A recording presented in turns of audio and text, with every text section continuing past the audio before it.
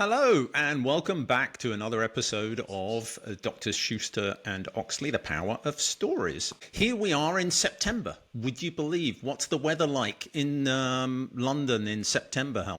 London is rainy, It's but raining. this year has been very, very hot. So it might be hot in September as well, I guess. Okay, and we have Daniel joining us. Daniel, what's the weather like in New York in September? In September, it is normally gorgeous, beautiful, and blue skies. I've been in New York for 25 years, and part of the reason is because of the constant blue skies. There you go. Now, since we are telling stories, that is really a story since we're recording this in July. But let's see if our prophecies come true. Check in on us when it comes to September. Our podcast series really focuses on storytelling and how storytelling can be such a powerful means to provide stimulation, unlock people who are struggling with questions in professional life. And we feature a story in each of these podcasts. This particular episode is going to feature a story from our esteemed guest, Daniel Obst. So I'm going to pass over to Herr Schuster, Dr. Schuster, to do a quick introduction, and then we'll take it from there. Helmut. Thank you, David, very much. It's a real privilege today to have Daniel Obst be the guest in our podcast today. Dan is the president of AFS, Intercultural Programs Organization, which over the century history dedicated to building peace and global understanding through global citizenship. Now, I'm personally very much and emotionally attached to the organization because I had the privilege to be one of the exchange students in their 70s and spent a year in America. So ever since the age of 15, I've been part of that. AFS began basically in the chaos of the two world wars, sending voluntary ambulance drivers from the US to Europe. But after the Second World War, there was a bit of a lack of purpose, and AFS transformed itself to a student exchange organization. It reinvented itself and exchanges people between different countries for mostly a year to attend a high school program. Now, when Daniel was appointed CEO of AFS, it was 2016, I believe. That was quite unusual for AFS because normally presidents and CSO of AFS are alumni, people who have had the experience. And in my memory or in my understanding is you're the first one who actually was not a member of the program, not basically alumnus. And that was actually quite an important, significant change for AFS. Now, the key thing is, and Daniel has been, and we've talked about that, came to the New York probably in the late 90s. And your dream was at the time to do a .com startup. You worked for a startup for 3 years. I think you're very good at that, but you decided after a while, well, that's not really for me.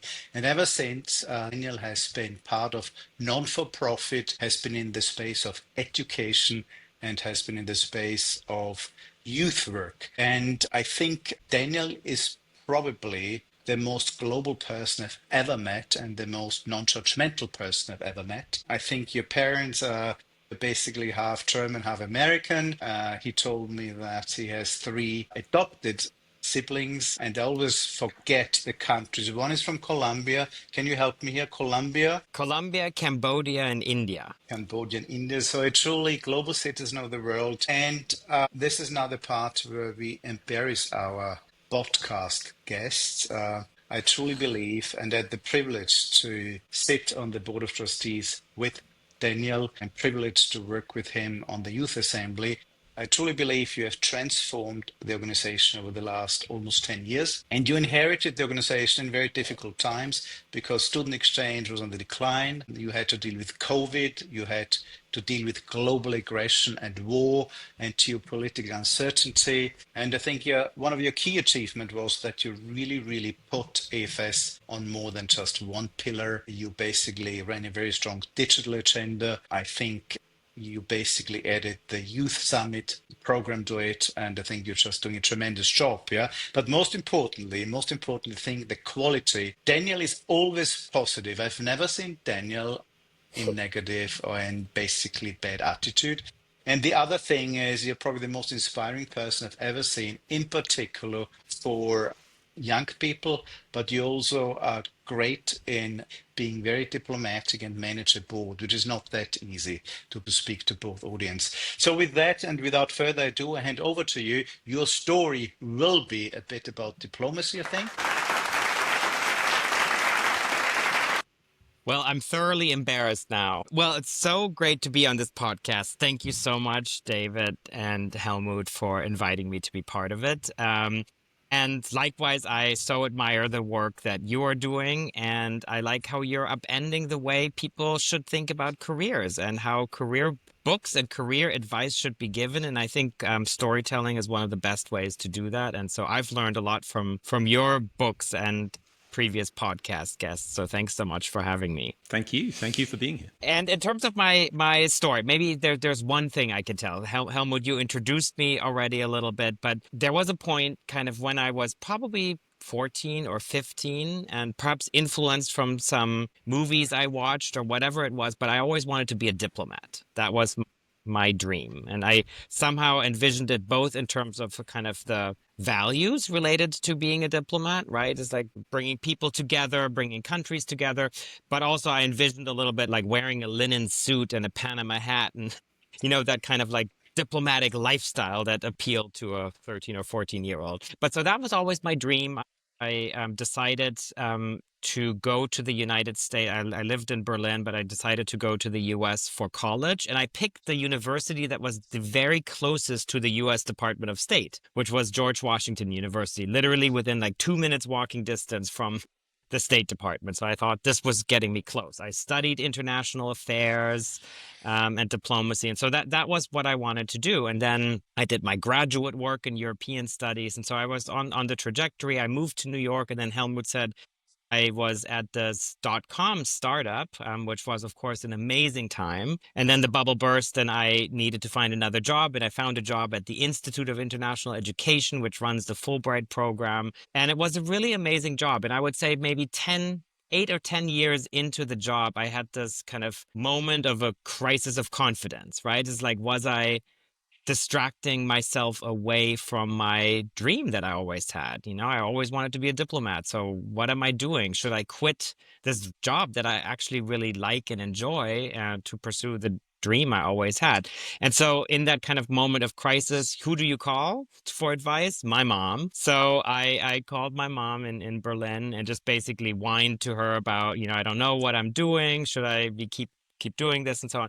And she had the best possible advice. She basically said, look, you are doing what you always wanted to do. You work at the largest international education organization that basically supports diplomatic relations through people-to-people exchanges, right? You are a diplomat of sorts. You're an education diplomat. And that was some advice that I thought was so amazing to think about. It's like, okay, I'm doing something that I thought was totally different, but actually I followed my values and my dreams. And so then I doubled down on international education because I actually feel this is one of the best ways to strengthen bonds between people on a human level, but also support bilateral trade, multilateral collaboration, and so on. So I feel like I am doing what I'm doing, and it was an amazing learning experience, and I'm forever grateful to my mom for that sage advice. It's fascinating. Can you tell us, speaking as someone who never was able to explain to their mother what they did, how it was that your mother was so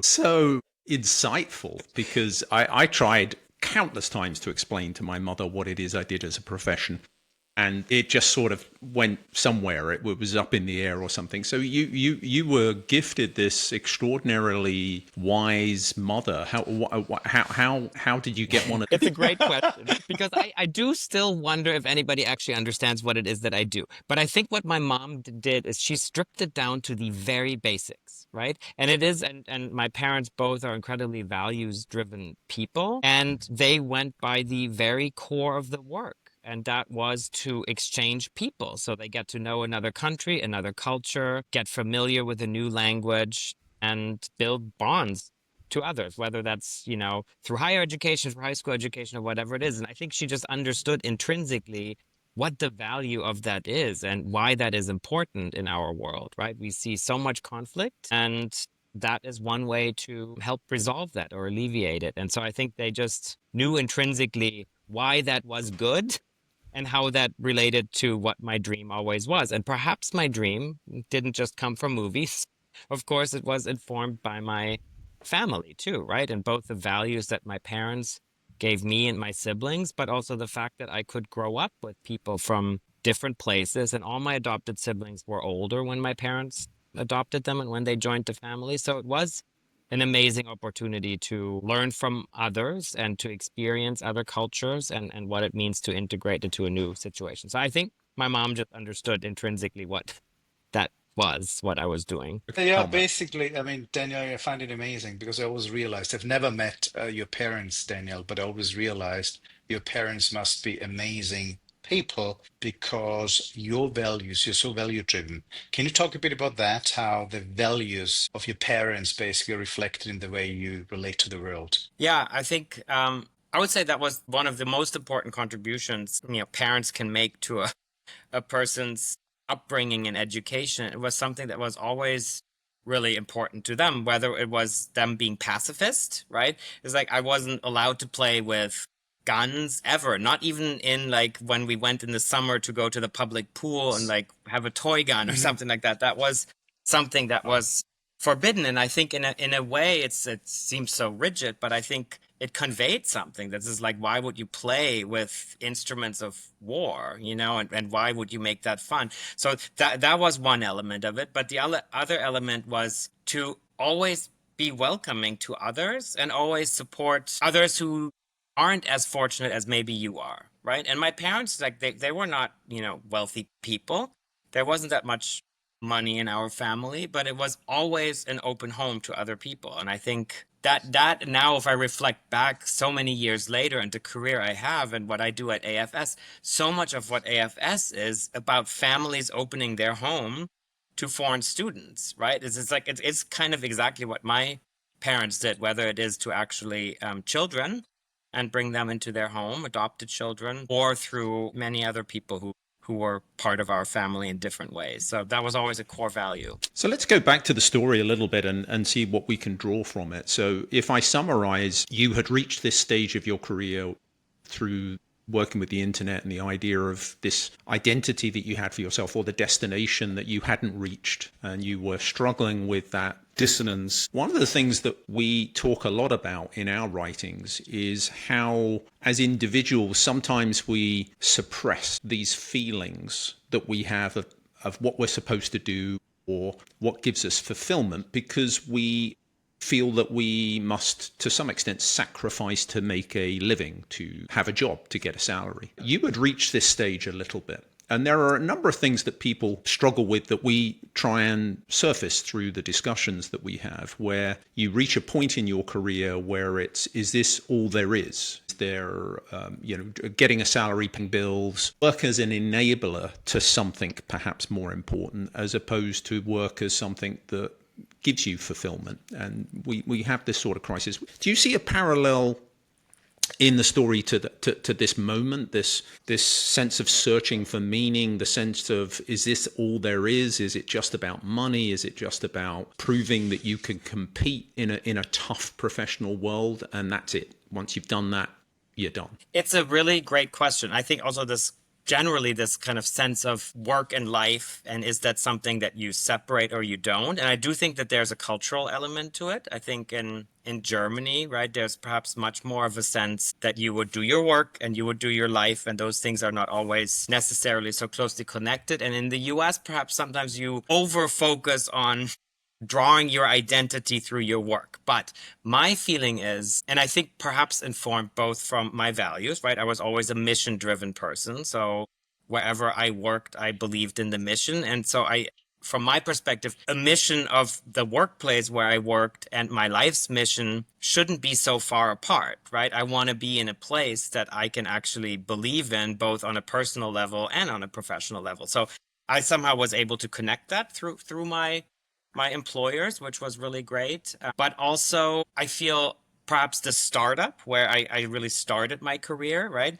I literally arrived in New York on a Friday. On Saturday, we went to work there, and it was the early stages. The website hadn't launched yet, and we were basically coding all day, every day for like 15 hours. And in between, you'd quickly grab some meal, and then you went maybe to even a movie and came back to work afterwards. So it was also that sense where you literally gave so much of your time and life to that. And I actually liked that. So I am probably a little bit of a workaholic. And so I like working a lot, and I connected perhaps too much. So I don't perhaps have a good work-life balance, but I don't actually regret how I'm working. And partly it is because I think I found that mission alignment, which I think is so important. And not everybody can find that. Not everybody has the opportunity to have that kind of workplace, but I'm very fortunate to have that. Okay, great. I mean, David always guides us back to the story, and I'm always the guy who basically kind of guides us away from the story. But there's one question I have which is not directly related. It's more directly related to your job, your role, in particular the youth assembly. And the youth assembly meets every year in August for a number of days, and the target audience is people up to 32. Now, my question really is, there's so much negative narrative about the next generation, that they're lazy, they don't work, and all these things.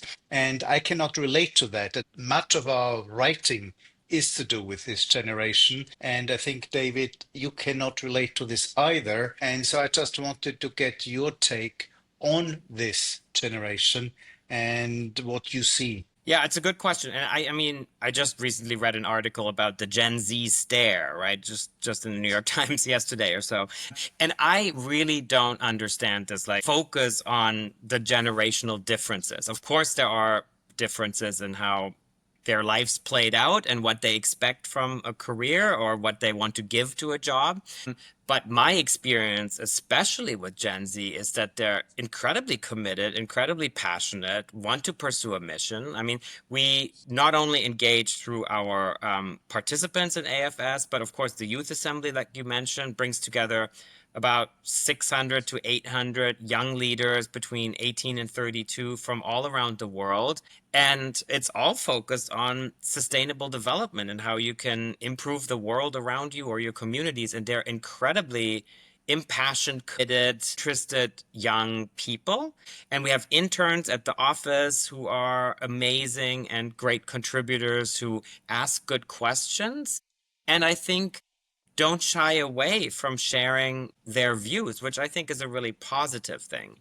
So my experience is completely different, that I'm inspired by these young people out there, but also learn a lot from them. So I don't see any challenges related to Gen Z, at least in my personal or workspace. I'm going to create a bridge and reinforce what Helmut said earlier. So if we link the story a little bit in your experience of this notion of, you see, I think generationally the context is different. There's no denying that the context that Gen Z view the world through is somewhat, if not radically, significantly different to it was in the 1970s and 1980s. So when we entered the workforce, or when, speaking personally, when I entered the workforce, it was about financial necessity, the idea of gaining some sort of wage to pay bills, to lift myself from where I was, to support my family, to create my own family. And so in that sense, it was a necessity. And I was prepared at that stage to make sacrifices, and I didn't expect work to be fulfilling or have a mission or a purpose or a deeper meaning. It was simply a means by which to create a revenue stream. If I think about my experience in dealing with a Gen Z population, they are more technically savvy, they are more worldly wise, they have at their fingertips access to a mind-boggling amount of information, and they seem to be able to deal with that in a multitasking way much more fluidly than I can. And actually fluid, I think, is a very good word to describe aspects of how they handle all of these competing information sources. But they also have many, many more choices, and how they relate to work, I think, seems to be quite naturally very different to how I related to work when I started. So you talked about how your mother helped you bridge this gap between, one aspect, the sort of superficial aspects of work, and the other aspects, this sort of deeper sense of needing to feel like you were fulfilling your sense of destiny or your sense of purpose. I see that much more openly with the Gen Z population.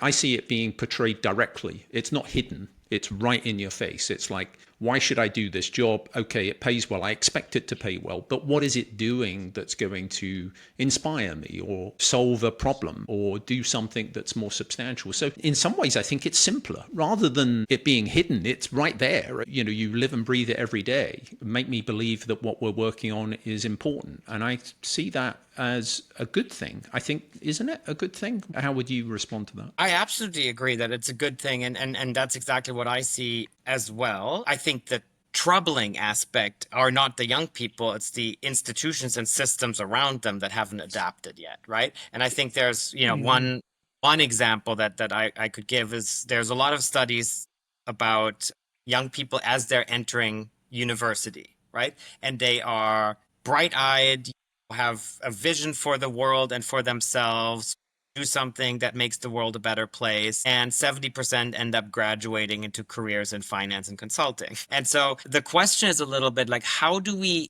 in that process of learning and education and early employment, how do we direct people towards their actual vision in life?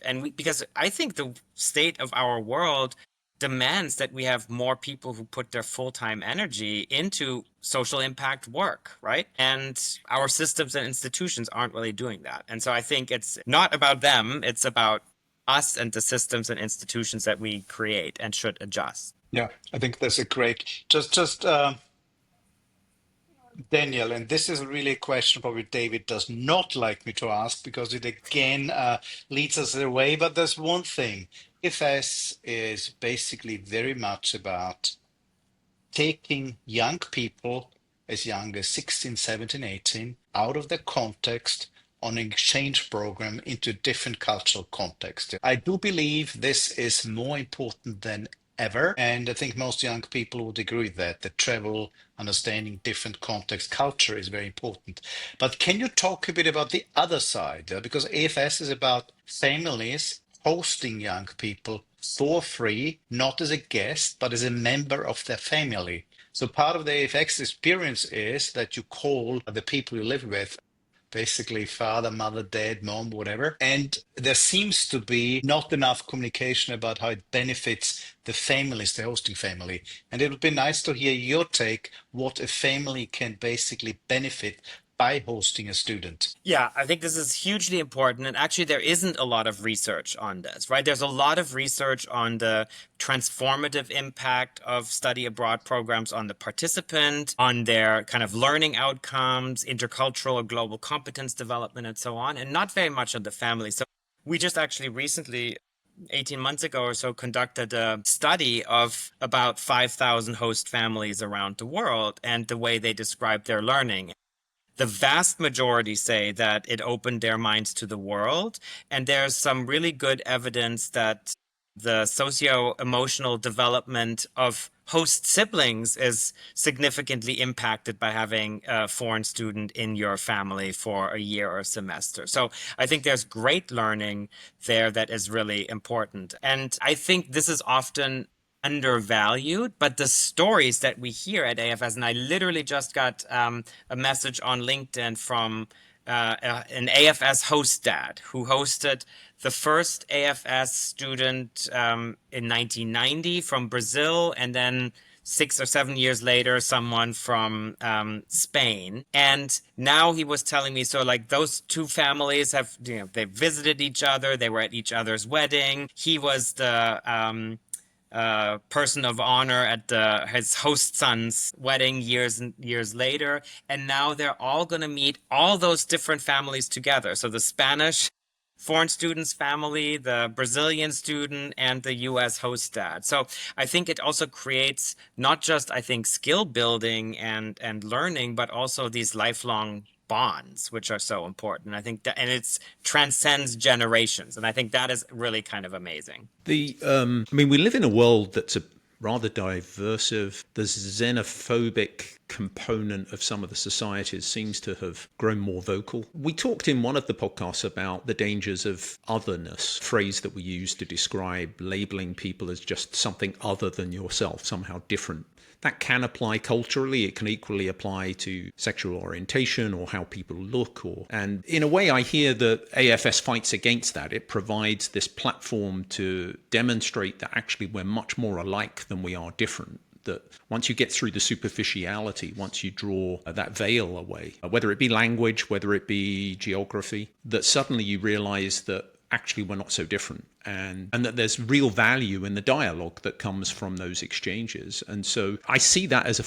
force for, I don't know whether or not, what would we say, one sort of, you do work with the United Nations, and so whether we agree that the United Nations is doing a good job at the moment, the original idea of nations coming together to work on common ground, common issues, I feel like that's been forgotten, and AFS feels like it's still a beacon of hope, of oneness, of working on. Sorry, I'm preaching a little bit, but I kind of see, I find it a sense of optimism, a sense of constructiveness, a sense of doing something really positive. And it makes me feel happier that AFS exists and that you're doing the work that you're doing. I don't know that that was a question, but let me just push it back anyway. Yeah, no, and you're absolutely right. And I would say I look at it in two ways. So one, in the end, we all want the same things, right? We want to feel secure, we want to find love, we want to find work, but culturally, there are a lot of differences, and people are different, and people think differently, and people communicate differently, right? And that's what's so great about an exchange program. You can, or any kind of international or intercultural experience, you can see that difference, and you can actually learn how to deal with that and how to bridge that. And you learn something about yourself in that process, and you learn something about other cultures, right? And so what drives me crazy is that so many call these intercultural skills, they call them soft skills, right? And I think global skills are power skills. And the latest World Economic Forum report on the top 10 skills, if you look at them, I think 5 of the top 10 skills are exactly essentially what intercultural competence is. It's adaptability, flexibility, empathy, and so on. Those are critical things for the workplace that are not soft. And so I think this work of bridging differences through intercultural learning and global competence development is absolutely critical. Great. Just a piece of information. The new Austrian Foreign Secretary, Beate, basically was a host family for an AFS student. And that's quite impressive, I think. Oh, So that is she would great. Yes. And the president of Chile is an AFS alum, and the new prime minister of Bangladesh is an alum. And of course, so like you have these political leaders, but you also have industry leaders and amazing people doing amazing work in the community. So this is the sort of stage at which I start to bring us a little bit to a conclusion. This has been an extraordinary discussion that's mainly because of Helmut's continued push to expand the horizons of our discussion beyond the story, but has been a rich exchange. So much. I like the story, and I want to just sort of close off the podcast a little bit, reflecting back and giving appropriate props to your mother. The idea of giving sage advice as someone who tries to give advice, as someone who tries to give good advice. One of the things that you learn as a coach is to ask questions, is to not prompt with answers, not to sort of seed the conclusion and influence the witness a little bit. And so the idea of asking questions or framing it, the way I heard your mother's advice was, well, aren't you doing that anyway? Or depending on how you look at it, haven't you achieved the goal? And I find, in a way, that's a beautifully worded question. It's a lovely prompt. It's not answering the question. It's not saying, what are you worried about? It's not a problem.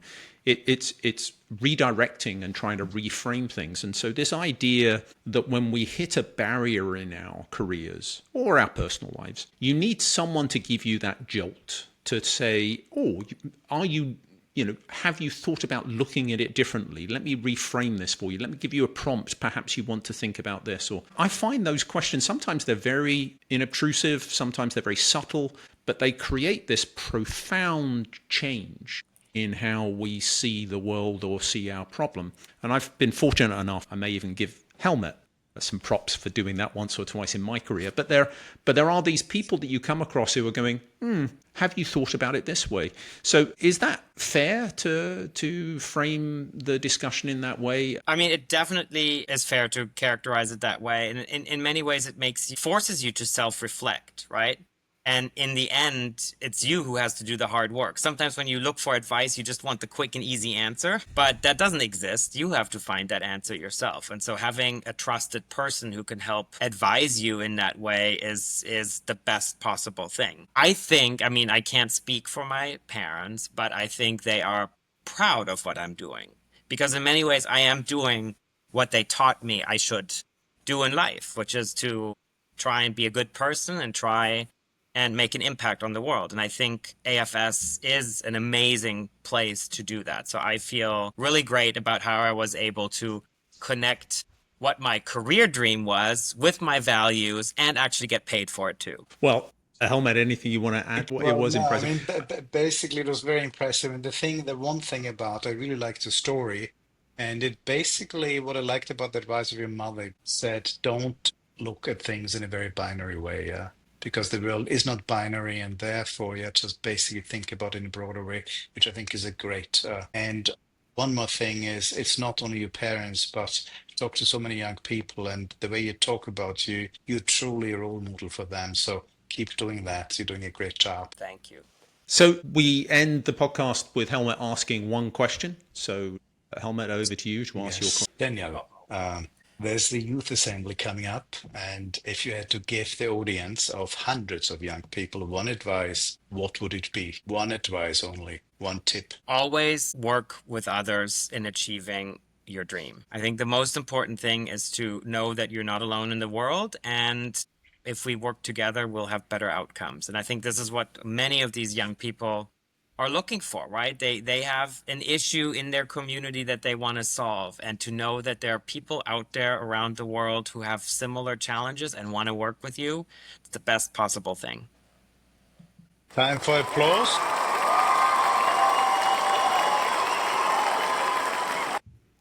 I mean, that was very beautifully said. So it falls to me to wrap up our podcast episode today in this beautiful September climate that we are experiencing in our imaginations. Thank you to Daniel for joining us today. Daniel, you are incredible with everything you do, and thank you for finding the time to join us today.